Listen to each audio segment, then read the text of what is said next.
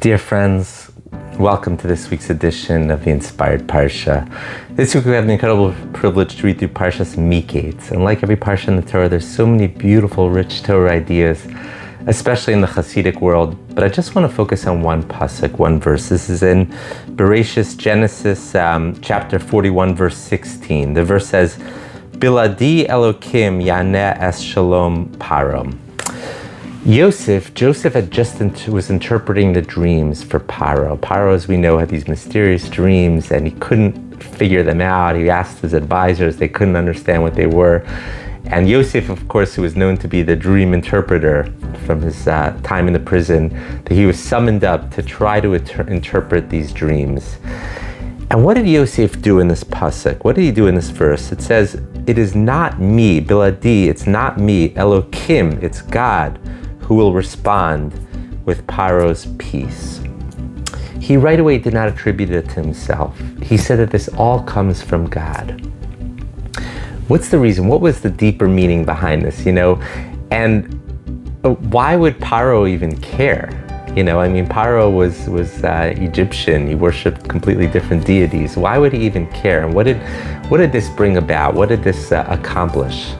So, the great Me'orei Naim, Rabbi Nachum of Chernobyl, says something beautiful. He says that Yosef, of course, understood that real, true wisdom comes from God, right? It's not us, We have to make ourselves into vehicles to receive Hashem's wisdom, God's wisdom into ourselves.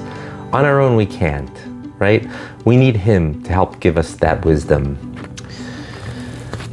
What was he trying to convey to Paro? He was trying to convey to Paro this idea because he knew Paro wouldn't get it at first. But sometimes when you speak real truth, it resonates deeply. And Paro actually even did kind of understand, because the pasuk, the verse goes on to say that Pharaoh said about Yosef, he said, Ein nachon v'chacham kamocha, there's none as wise and discerning as you. Sometimes when you speak the truth and it's so real and it comes out and it's so authentic and honest, even the biggest skeptics, even the hardened people that you think never would believe, when they see real truth, they're like, wow, even I can understand that this is real wisdom. So there's a really twofold lesson going on over here.